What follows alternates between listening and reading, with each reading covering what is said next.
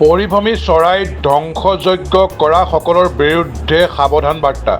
বৰপেটা জিলাৰ সৰ্থেবাৰী ৰাজচক্ৰৰ অন্তৰ্গত কাপলা বিলত পৰিভ্ৰমী চৰাই সুৰক্ষাৰ সজাগতা সভা অনুষ্ঠিত।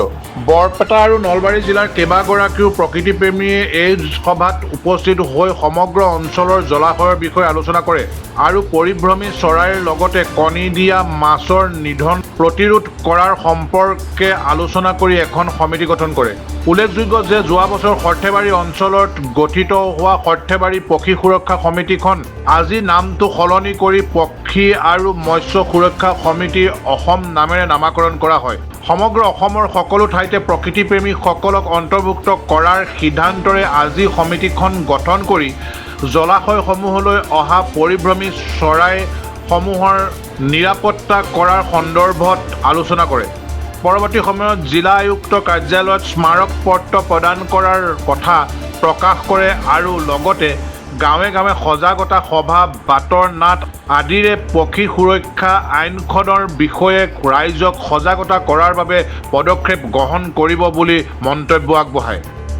নাই, এতিয়া আমাৰ গোটেই অসমতে এটা এনেকুৱা পৰিস্থিতি হৈছে যে চৰাই চিৰিকটিবিলাক যেন আমাৰ মানুহৰ কিবা ভক্ষণ কৰাৰ কাৰণে এটা সুলভভাৱে পোৱা যায়। আজি খাল বিল নদ নদী বিভিন্ন এলেকাবিলাকত আপোনাৰ পৰিভ্ৰমী চৰাইবোৰ আহে আৰু একাংশ মানুহে তেওঁলোকে অৰ্থনৈতিক লাভালাভ আৰু নিজে ভক্ষণ কৰাৰ বাবে হাজাৰ হাজাৰ চৰাই মাৰি ধ্বংস কৰি পেলাইছে। বিশেষকৈ মোৰ ঘৰ যিগতিকে এই কাপলা বিলৰ নিকটৱৰ্তী গাঁও এখনত মোৰ ঘৰ। আমি খবৰ পোৱা মতে যোৱা দেৱালীৰ সময়ত যি অন্ধকাৰ এটা পৰিৱেশ হয়, অমাৱস্যাৰ সময়ত প্ৰায় 20,000 চৰাই এই কাপলা বিলত মাৰি বিভিন্ন জেগাত বিক্ৰী কৰা হৈছে আৰু বিভিন্নজনে সেই খাদ্য ভক্ষণ কৰিছে।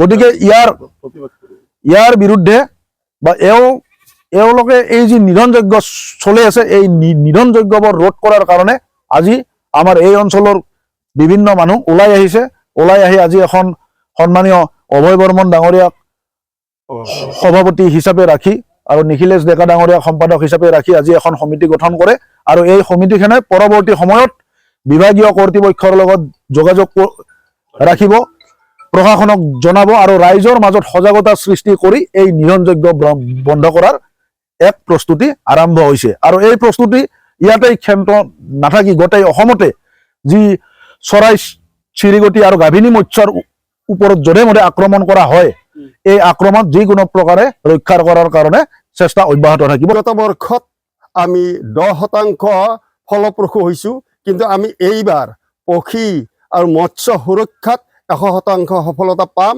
আজি যিসকল সদস্য আমি নতুনকৈ লৈছোঁ আৰু পুৰণিখিনিও আমাৰ লগত আছেই ইতিমধ্যে, যিটো আমি প্ৰসাৰ লাভ কৰিছোঁ, মানুহৰ যিটো আস্থা লাভ কৰিছোঁ, এইটো নিশ্চিত যে এইবাৰ পক্ষী আৰু গাভিনী মাছ সুৰক্ষিত হোৱাটো আমাৰ এই অঞ্চলত নিশ্চিত। আৰু ইতিমধ্যে আমি বিভিন্ন যিবোৰ ঠাইৰ পৰা আমাৰ পক্ষী নিধন হয় বা মাছ নিধন হয়, সেইবোৰ ঠাইত আমি সজাগতামূলক ব্যৱস্থা কৰিম আৰু আমি সজাগতা সভা পাতিম আৰু আমি ঠায়ে ঠায়ে বাটৰ নাট সৃষ্টি কৰিম। কাৰণ আমাৰ বাটৰ নাটৰ সৃষ্টিকৰ্তা আমাৰ নিজেই সভাপতি এগৰাকী আছে, আমি তেনেকুৱা সভাপতি এগৰাকী পাই আৰু তেখেত নিজে এজন আইনজ্ঞ। গতিকে এইবাৰ নিশ্চিতভাৱে আমি আশা কৰিব পাৰোঁ যে আমি 100% এই পক্ষী আৰু মৎস্য অবৈধভাৱে যিটো নিধন পৰ্ব চলি আছে সেইটো আমি ৰোধ কৰিবলৈ সক্ষম হ'ম বুলি আমি প্ৰত্যেকজন সদস্য আশাবাদী।